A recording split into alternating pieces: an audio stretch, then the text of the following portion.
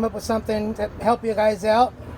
This is gonna help you hold the door open on a vehicle so the wind won't shut it closed or ding the car next to you. Here's how it works.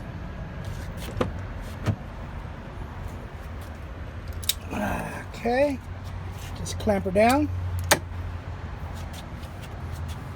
Try to do this.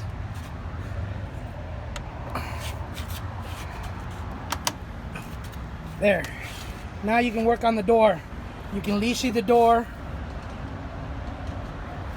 You can start programming. Nobody's gonna shut the door on you. You know? Nice little tool. You're not gonna bump the door on the car next to you. You know, and when you're ready to remove it, just open the door and undo it. There you go, guys.